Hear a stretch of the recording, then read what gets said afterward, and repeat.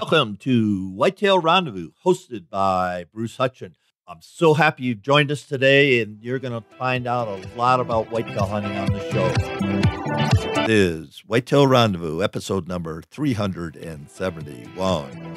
It's a sincere pleasure to welcome Tony Bynum to Whitetail Rendezvous today. Tony has traveled throughout the world, and his photographs and cover photos are iconic. There's a long list of magazines that have had his photos as the cover. He also shoots for National Geographic. And at the same time of traveling the globe and being one of the best photographers in the business, he also takes time to be the vice president of POMA. What's POMA? Professional Outdoor Media Association, of which I'm a member. And he's also on the board of directors. Tony feels that you have to give back to your industry, and there's no better representation than Professional Outdoor Media Association. If you're outdoors and you're in media, TV, you're a writer, you should be a member. Tony, it's going to be a great show. Thank you for being a guest.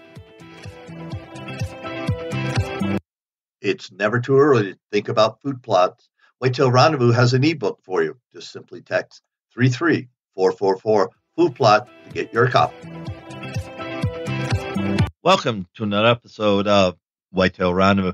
We're heading up to East Glacier Park, Montana. Now, why would I be doing that? Well, a world-renowned photographer lives up there, and he was introduced to me by a good friend from the Professional Outdoor Media Association, Kevin Orthman. Tony Bynum, thank you so much for being a guest on Whitetail Rendezvous today. You bet. I really appreciate the invitation. I do enjoy talking to colleagues in the outdoor field, and so having you reach out to me is a great opportunity. And folks, Tony is involved in a lot of things. He's traveled the world, wildlife, photography, conservation, the outdoor spaces are his canvas, and he just captures that. And we're going to dive deep into that, because one thing about the hunting world, one thing about being outdoors, is some unbelievable moments that you can capture, and you'll have that memory forever. And it's just not the grips and grins we do when we harvest an animal, but it's the places we get to travel in the sunsets and the sunrises and the storms. And sometimes it's chaotic, but that's where we love to live. And Tony's also been on the board for Professional Outdoor Media Association, i.e. POMA, for a number of years, and he's current vice president. So, Tony, your plate is full. Let's get into Tony and what you're doing this month. Yeah, well, sure. And again, I appreciate you having me on. I just got home just minutes before we started this podcast. POMA had a great opportunity recently to spend some time down in Louisiana at Honey Break, which is a world-class duck hunting facility. And we, in conjunction with Honey Break and some other sponsors, spent 4 days there, brought in some of the world's best waterfowl and duck hunting photographers, and spent at least 3 full days photographing hunting dogs, hunting scenarios, anything and everything you can think of in the waterfowl space. And so I've just been busy, working on images. I have put some of those up at tonybynum.com. If anybody wants to take a look at those, they sure can. But what the important part of that is, it's part of being in this business. We're collaborating with other people in my business is super important. Building these relationships, working with other professional photographers and other media outlets, it's vital to building a business and a brand, and sort of staying relevant in the outdoor photography business. And I just think of the changes that you've seen as a professional photographer, just in the equipment. And I'm amazed, on my simple iPhone, some of the high def pictures I can take with that. And people ask me, said, well, how do you do that? I said, I just took that picture with a phone.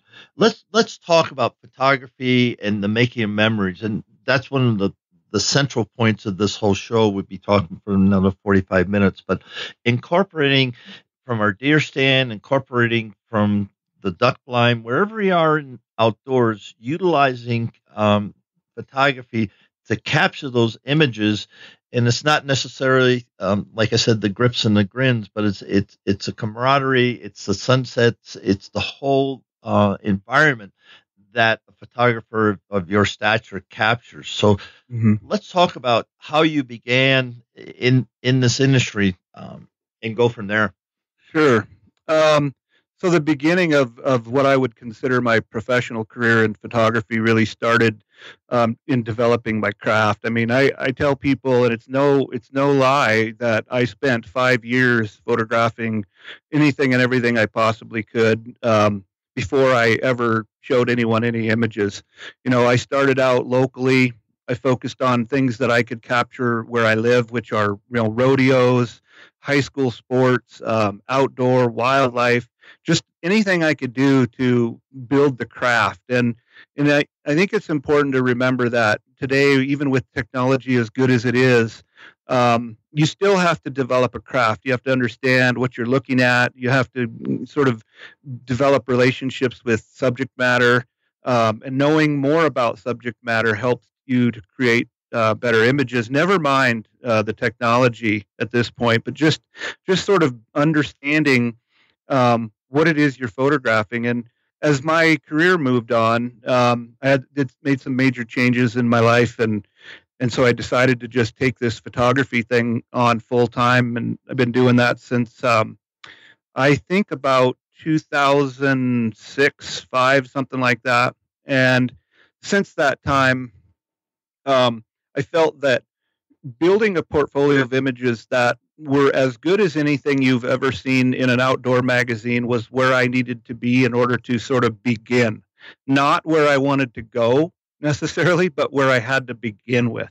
So, in other words, having a portfolio of, let's just say, 5,000 usable images, so that when an art director finally gives me an opportunity, I don't send them 3 or 4 great photographs and then they turn around and say, okay, we'll send the rest. And I'm sitting at my desk wondering where I'm going to get the rest of those photos.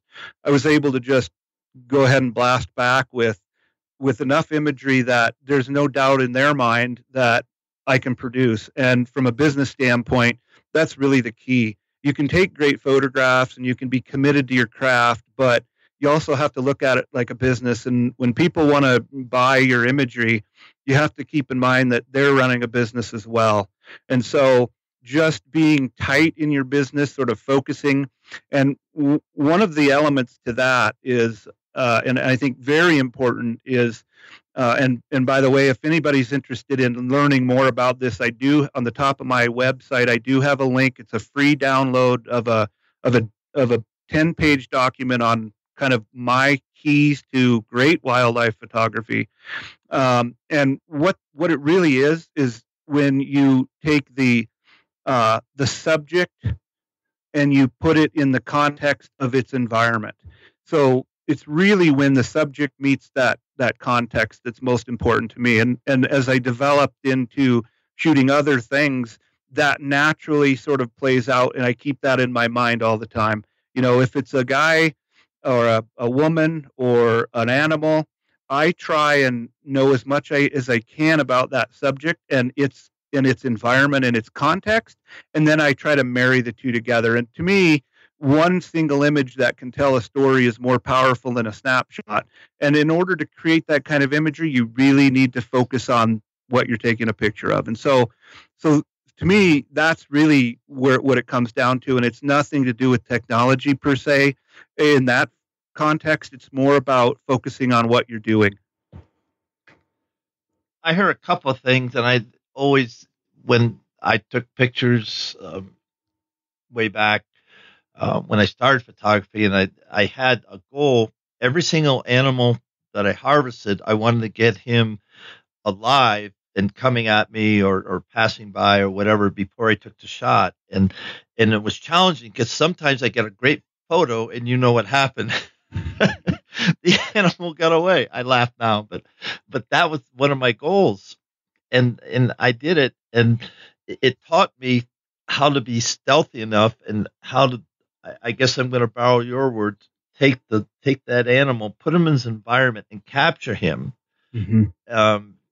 especially rutting bucks or a bugling elk and all the things that you've seen when they're all cranked up.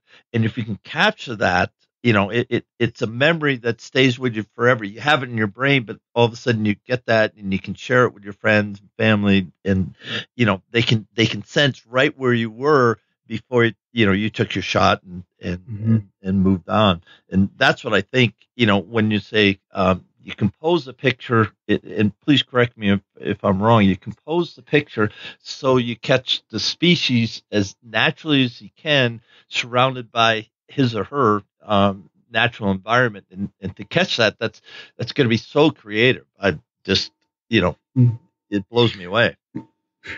Well, I think you're right in describing the subject and its environment. I think for me as a hunter as well, and a lifelong hunter, I early on in my career sort of as it developed, part of the reason I went into wildlife photography was because the seasons were too short and I wasn't able to sort of be outside as much as I wanted to, because let's face it, opportunities are available, but they're only available a certain amount of time with a certain amount of budget. So in other words, you don't get to hunt all the time.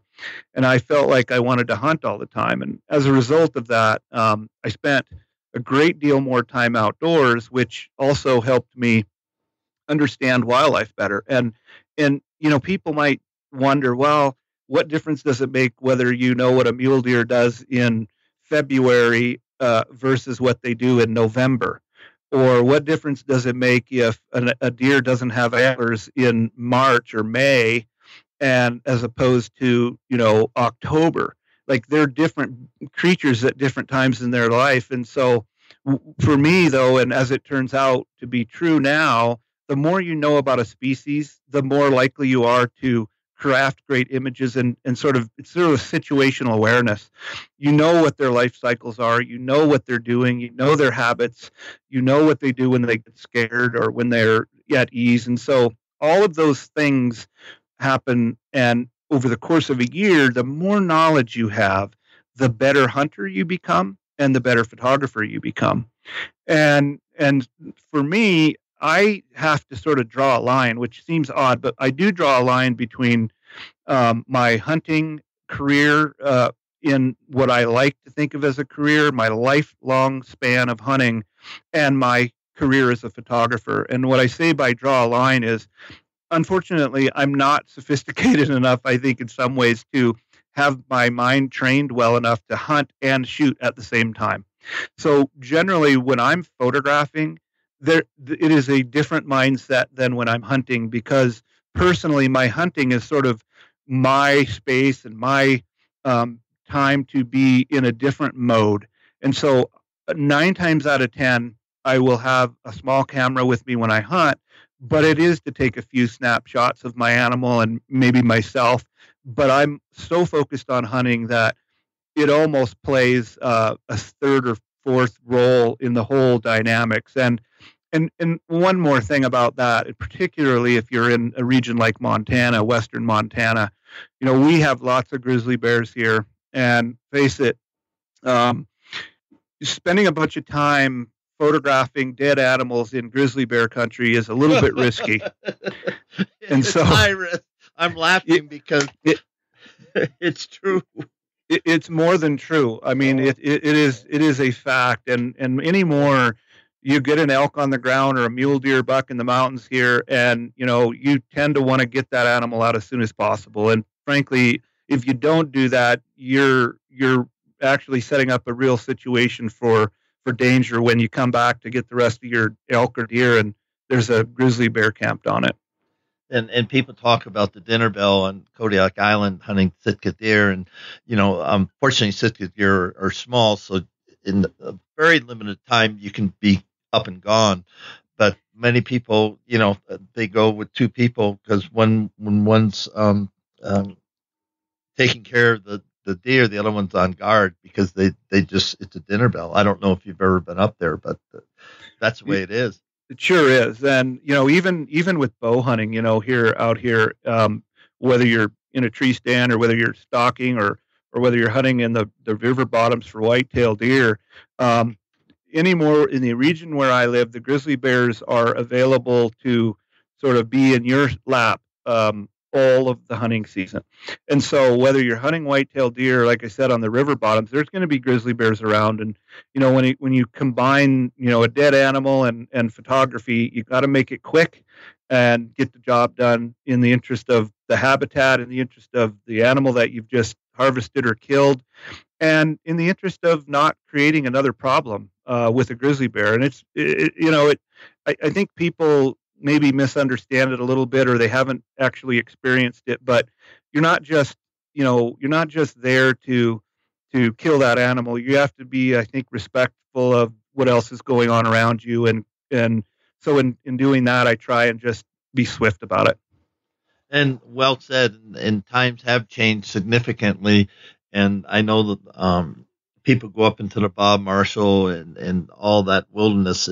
The hunts have become a little more intriguing, exciting, and if you like adventure, then being around grizzly bears, where you're no more than a quarter mile from a living, breathing grizzly bear, gets your attention. That's my 2 cents on it. Yeah, it sure does. And there's nothing like, spending the night in grizzly country.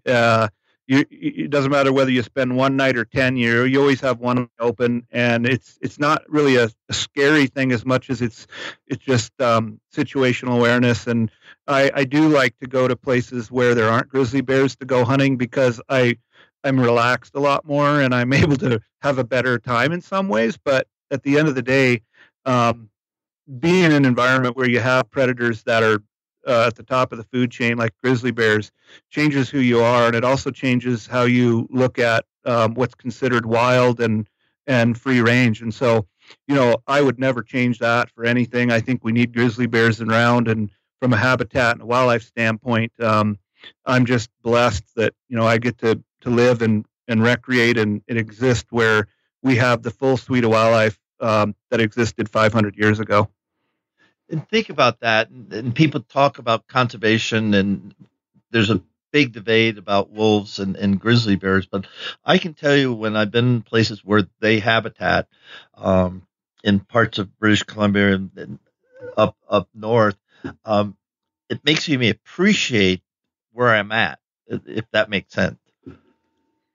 Yeah, it makes sense to me. And people call me, particularly as a matter of photography, and want to know, where they can photograph grizzly bears. And my reaction is always the same, and that is, they are where you find them. And there's no sort of coming out here. Let's say you go to Glacier Park or Yellowstone or the Rocky Mountain Front or up into Canada. There's no sort of like switch on and off where you go, okay, we've just entered the zone for grizzly bears, so get ready, you might be able to photograph one. The switch is always on. If you're here, there are grizzly bears, so that's just the way you live your life. And so I don't try and tell people, well, go up X or Y drainage or canyon, and there's lots of grizzly bears up there, because as soon as I do that, somebody's going to run into one down the street or at my schoolyard even, which they do come to town occasionally, and run into a grizzly bear. So you set up a false sort of expectation there of, well, Tony said the grizzly bears are up in the Two Medicine Valley. Well, on your way there, you run into one because you're expecting them in Two Medicine, not in Many Glacier. You know what I mean? So I just tell people, just be aware. And that goes with every place where you hunt. Just be aware of your surroundings, and it makes for a more complete experience as well. Yeah, I agreed. And this 2 cents on that. My wife and I lived in Bozeman for a few years, and I used to fly fish up to Gallatin, blah blah blah. And one day she wanted to go with me. I said, okay, but I'm taking my pistol and bear spray. And she says, why is that? And I said, so we got to the parking lot, and there's a little footbridge across the river, and there's a big sign, you are in grizzly country. And I said, that's why. She says, but there's a house right over there, and we're parked in cars, and there's all this, there's houses, it's normal life. I said, yeah, and the grizzlies live here, and you have to respect them. And that's the biggest thing that I learned early on. You have to respect where you're at, and know that you're not the top of the food chain in the wilderness. Yeah, for sure. Aside from all the other things you have to do to maintain some safety and have a good time. But it is what it is. I love it. I wouldn't change it for anything. So let's talk a little about whitetail hunting. I know whitetails have migrated and proliferated of all the drainages, significant number of drainages that flow into the Missouri River. So what is the status of whitetails in your neck of the woods? Well, surprisingly, we have Montana itself has a really good population of whitetail deer. I mean, from down, you mentioned Bozeman, from around the Centennial Valley and down near Bozeman and clear over to, almost to Idaho in some cases and into Idaho. We've had a little blue tongue here and there. It went through the Missouri River Breaks area here a number of years ago, and so populations are coming back. But, Montana's not known for its whitetail. It's sort of like Colorado. Colorado's not known for its whitetail deer unless you sort of live there and know about them, because there are places here in Montana. Sweetgrass Hills area is a good place to find whitetail. Rocky Mountain Front here has some fantastic whitetail deer. And when I say fantastic, these deer get mature. If you want to talk about a Boone and Crockett score, just as a matter of trying to put some sort of framework around the size of deer, it isn't uncommon to find a 180-inch whitetail buck in Montana. So they exist. They're prolific in some areas, and I've seen them now where I like to mule deer hunt at 7,000-8,000 feet. I've seen mule deer between, say, 5,000 and 6,000 feet now. I've seen them in 8 feet of snow. So they're populating, they're moving deeper, they're utilizing more habitat. Whether you like that or you don't like it, I don't know, and I'm not judging that. But the fact is, they're just sort of expanding their range, and I can't tell you why that is. They're just real smart critters, and they take advantage of the habitat that's available. Yeah, I know. Blue tongue hit the Milk River, which I knew, held a lot of whitetails and still does. And that goes into Missouri, doesn't it? Or am I incorrect? Yeah, actually, that's funny you say that. It's the Milk River starts here in Glacier Park and then travels north into Alberta, and then it travels east and then back in to the States and down into the Missouri River drainage. So it is an interesting river because it flows north and then it comes back and flows south. And it's a beautiful river. That stuff out in the central Montana has got lots of good river bottoms and very prolific for whitetail deer. And they are coming back. I've been told. I haven't hunted whitetail in that northeastern corner or even along the breaks for a number of years, but friends of mine that live out there said they're coming back well. So you guys sitting home in Wisconsin and Ohio, Illinois, Kansas, if you ever hunt out west, make some time for some whitetail sits or sessions, because there are big deer out there, and the nice thing about it for passionate whitetail hunters, people don't hunt them as hard as they do in the Midwest and other states. That was my take. Yeah, there was a couple of people that wrote some books and talked about hunting whitetails in Montana, but for the most part, it's an untapped market that do some research. I guess that's my 2 cents on that. Do some research. Let's talk about shifting it up in conservation photography and your lifestyle. Mm-hmm. Sure, and it's one of my passionate subjects. Conservation is such a big part of what I do that as I sort of moved into photography, I felt like I always wanted to be involved in conservation efforts. And so as a part of my business, I'm often hired to photograph conservation efforts. And when I'm not out, say, photographing wild places and landscapes, endangered landscapes, I've created my own projects just to satisfy my urge to, show people who aren't here, who don't get to see some of the things that I see, what it looks like. And so, for example, one summer I spent about 3 months documenting and photographing the most wild places left in Montana, in the eastern portion of the state. I covered about 3 million acres, and in doing that was developing really a body of not just photography work, but of actually mapping these areas and identifying under some criteria what are the most remote wild places left in eastern Montana. And I don't know whether your listeners know this or not, but we still don't have a wildland or a wilderness style protected prairie region in our country. And one of the reasons that I was hired to do this project was to just go out and document and inventory some of those areas. Not that they're ever going to be wilderness, but the question was, as a resource, wilderness as a resource, wild lands as a resource itself, what's available, what's left. And that project was one of my most memorable projects, spending, weeks and weeks out in eastern Montana, night and day, photographing and recording the data, the road systems, if there were any, the plants, the boundaries. I mean, it was a fantastic way to spend a summer. And I still do that work. It's very important. Right now I'm working on a project for a conservation organization, a rather large one. I've been contracted to photograph some areas in Idaho, some areas here in Montana. And the idea behind photographing those areas is for them to use those images to tell the story about the beauty of these locations. And in particular, I was hired because of my hunting background, because I am a hunter and I use the resource and I have those connections. These folks felt that sending me as a photographer and a hunter into these areas with the perspective I have was important, because that's a whole audience of people who utilize those landscapes and who are often overlooked.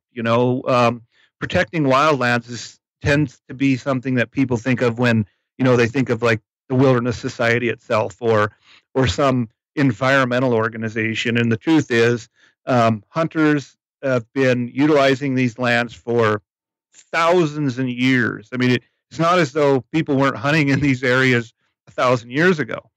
And so hunting's not new. It's just our perspective has changed a little bit. So, again, I'll spend a good month this spring in the Salmon Chalice, and then down around Pocatello and some other areas of Idaho, just generating images of these areas, which will be used in conservation efforts to help tell the story about these places. Let's talk about the grasslands, because I know in Colorado, Pointe National Grassland. So is a national grassland just under a wilderness area? Help me understand that. It's a good question, and it can be a little bit complicated because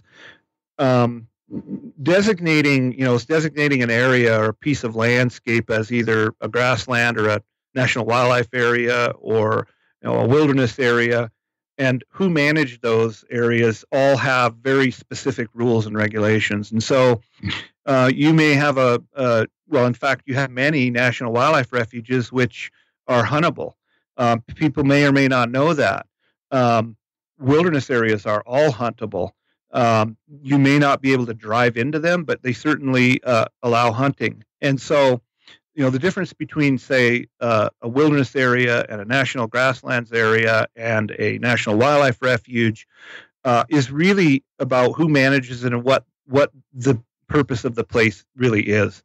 And so under wilderness characteristics or under a wilderness scenario, it would have their own sort of set of rules and regulations. And so the goal, though, in my view, whether you call it a wilderness area or a national wildlife refuge, is to understand the habitat, understand the value of that habitat for wildlife species, and how that relates then to the human population. We need to utilize these areas. We need to put enough protection in them that some of these areas that are becoming more and more valued aren't destroyed. But I'm not in the camp of people who believe you ought to just sort of shut everything down and sort of leave it be. Because the fact of the matter is it's never been that way. I mean, as long as we've been here, we being humans, we've manipulated this environment. And so I'm not opposed at all to, developing protected areas, but with use. That's where I'm at.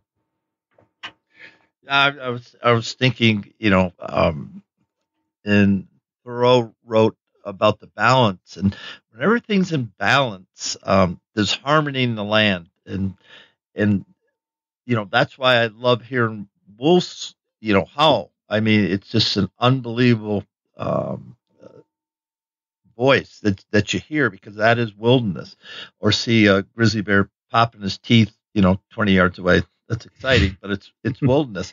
And not been to Africa, I've been up against it a couple of different times, and you think of that, the balance, and what I've heard you just say about the grasslands and the designation of our lands is the fact that there has to be a balance. It can't be what's the word, an island, a biosphere, and that, okay, we're just going to study this and see what happens. Well, sometimes that doesn't work out so well, and we both know a lot of situations where that hasn't worked out, because man has been here for thousands of years and it is part of the land. That's my view of it. Your thoughts? Yeah, there's no question about it. There are numerous stories of, you bring up Africa, where, in one case, I spent some time with a guy named Alan Savory, and some of your audience may know who that is. He's a resource manager from Africa. Wrote some tremendous books on systems of resource management. And one of the things that they did is they went into a particular area and manipulated the habitat and the animals to the point where they felt like, well, if we move the people out, then the animals will do better. Well, it turns out by moving the people out of the area, the animals actually did more damage to their habitat in the subsequent years. Actually did more damage to their species than had they allowed people to stay there. They didn't understand the relationship between the habitat, the people, and the animals in that area. And so a wholesale change, like take the people out, let the animals be, ended up doing more damage than what they had ever expected. So again, the relationship sort of between the humans and the animals, you can go too far. I mean, we know there's countless examples of where we've gone too far. The bison, the North American bison is an example. Pigeons are another example. I mean, there's numerous examples where we've gone too far. And we're smart enough to know at this point, hopefully, that, we are a pretty powerful being. We can sort of manipulate this environment and change things rather rapidly. And at the end of the day, who knows what's going to look like in 500 years, but I think doing our part right now to sort of help that along, to maintain the experiences and the opportunities and even the options that future generations have is super important. Being able to say to my children and others, other people's children, yeah, this is what it looked like, 100 years ago, and we still have these opportunities, and make those opportunities available. To me is part of my duty as a conservationist, as a hunter, as an outdoorsman, and a photographer, is to share those relationships and try and help where I can to create imagery and stories that people can relate to.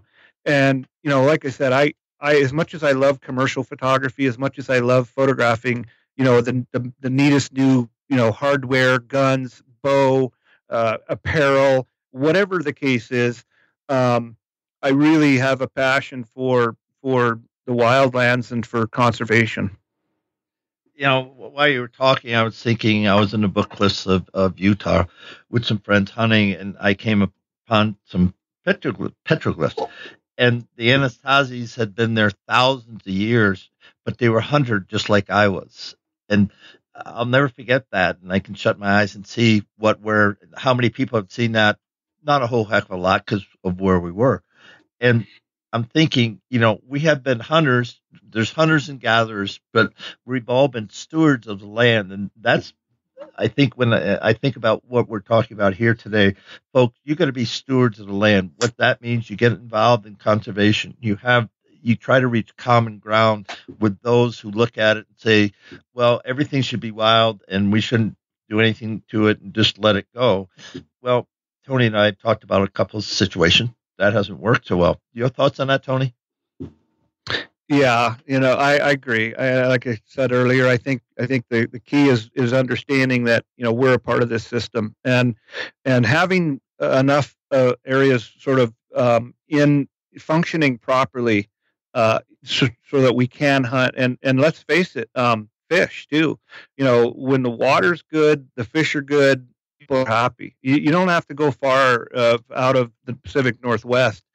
Washington, Oregon, Northern California, even parts of Idaho, cultures have changed over time when they have been restricted or unable to harvest fish or wildlife. And now that we have better fish runs in the Columbia River, in the Snake River, we have better wildlife populations in those areas as well. People are more happy. They feel like they're at home. They can fish and hunt. And back in it wasn't very long ago in the 80s and 90s, when the fish populations were horrible and some of the wildlife weren't doing as well, people were sort of desperate about it. And today, you just go to Lewiston, Idaho, and look at those people growing up and down the Snake River and catching salmon and steelhead and hunting elk along the breaks of the Snake River. I mean, his tremendous social value and the economics are just now, I think, being better understood. Whereas before it was almost like, well, it's recreation, so these guys go out and hunt and fish, have at it. Well, what we're finding now, and the research is showing us, that there is a substantial segment of population that changes the economy of a place when you have healthy wildlife and healthy fish. And so again, I just don't see the downside to having good habitat, good wildlife populations, good environment. And at the end of all of that, we are sort of the crown jewel of the world in many ways because of that. Everybody, no matter where you go, wants to go to the United States and be able to go hunting because we can still do it. You can go and hunt high fence in New Zealand. You can go to Africa and hunt a preserve, or you can hunt wild areas in Africa still. You go to BC, Canada, up into Alaska, and those wild places are still the world over the crown jewel, and access and healthy habitat is the reason for that. I mean, people around the world look to the United States and say, man, you guys did it right. And, at the verge of changing the subject a little bit, that relates to how we manage our lands and the access that we have because we have public lands. And to me, I would hate to lose that, and really, really invite people to look into that a little bit more and just pay attention to what's going on with our public lands, and and try and understand that those opportunities do not exist for the most part in other parts of the world. You go to Europe, you can go to South America, and everything is got more borders and boundaries and rules and regulations than you can imagine. But when you come out to the American West, there's enough landscape. You can grab your gun, safety in mind, head out and hunt down an animal if that's what you choose to do, or build a fire and sit around and talk with your buddies. Well said. And we're at the time of the show, Tony, that you get a couple minutes for shout out, and then we're going to wrap it. And I can't wait till we talk the next time, because you're the type of guy I'd like to just sit around the campfire. We could talk all night. Yeah. Well, and that's what I like to do. I do like sitting around campfires, and I'm writing a piece right now on campfires and photography for Western Hunter Magazine, and I've been on the masthead for Western Hunter Magazine since I don't know when, long time, many years. And so if you're interested in hunting the West, definitely seek that magazine out. It's called Western Hunter Magazine, and you can find me online. I'm on Instagram at Hunt Photos. I'm on Twitter at Tony Bynum. Facebook is Tony Bynum Photography. I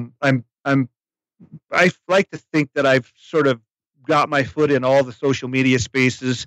Definitely check out my websites if you want more information about what I do, and I try to update my blog as occasionally as I can with the time frames that I have right now and how busy I am. I'm actually getting ready to go to Spain here in another week and a half and hunt ibex, and that'll be quite an adventure. And so each time that I go somewhere, I put stuff up on my website at tonybynum.com.